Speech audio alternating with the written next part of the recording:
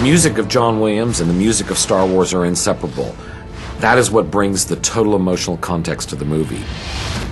We were, as always, truly honored to be able to once again work with John Williams, one of the most respected film composers in the world. His score brought extraordinary depth and passion to the Mustafar duel. Good morning, people. We will start with 7M8. Star Wars is essentially a silent movie, and in this particular case it's even more so because it's an action sequence. There's no dialogue in it. So when I talked to John Williams, I said, listen, this is a perfect place to have a new theme. Every film we try to at least bring in one new theme, and I said this is sort of goes beyond the Duel of the Fates, which we used before.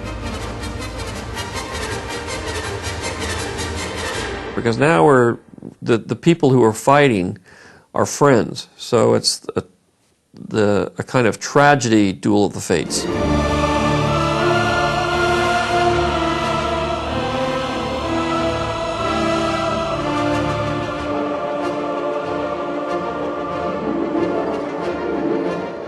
John oversees the entire process of getting the music that he's imagined inside his head out onto the screen.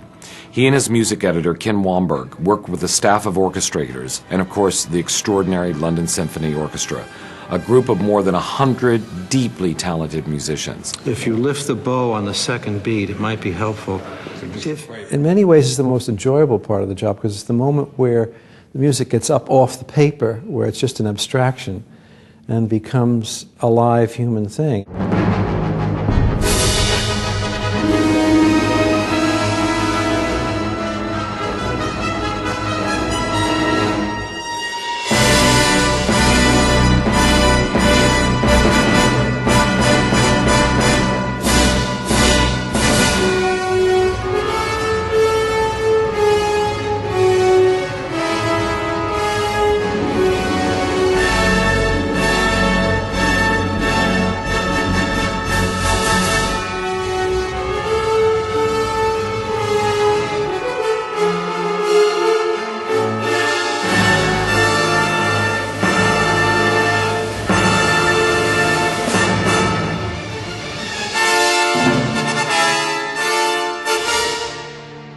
This piece is beautiful. Does it work all right? Yeah, it works great.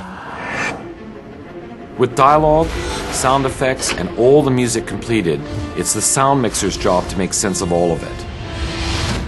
To find just the right balance so that a scene can have the maximum dramatic impact. There's, probably 200 tracks worth of material, and those are all played together through the speakers in the theater, and you make a judgment as to how the audience will hear this, and you make adjustments. No, I like the lava flow. That works. I like that part. Once he jumps off, I think we can bring the effects down just a bit, and then it's even when that thing finally hits off screen. Right. We can bring that down too. The idea by doing it in Pro Tools this time around is that we don't pre-mix anything. At any moment in the final mix, every sound that was recorded, the individual file, is available to us. And we can bring it up on a screen, we can re-edit the sound, we can pan it or position it around the room. And so we can address the very intricate details of the sound at any moment. This has never been done before on such a big scale.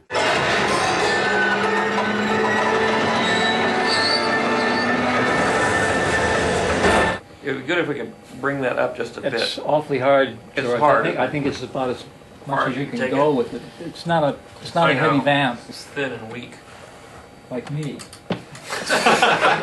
The music team hears the trumpets and the piccolos and the drums, and the sound effects team just hears the explosions and the swords. Everybody has a viewpoint, and sound is a very subjective experience. There were times when someone wasn't happy, or it usually boils down to sound effects versus music, and that means Kenny Wamberg versus Ben Bird. You happy, Kenny? Not really. Not really. No, Why? it's noisy. Noisy.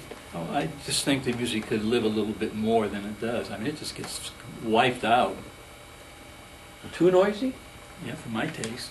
We've done that for 30 years. We've had our little sparring matches back and forth at the mix. The music is kind of a thread to that whole montage of cutting back and forth. Right. And it just gets lost. Well, let's try lowering everything a little bit. George, Ben, Matt, and Kenny work with the mixers to make every single sound element pull you into Anakin and Obi-Wan's world as they fight this amazing duel. Yeah, that was better. That was good. The music sounds good now. Yeah, it sure does. Are you happy, Kenny? Yes, I'm smiling. Really? Is that what that is? Now he's smiling. All right. Well, sounds great. Sounds great.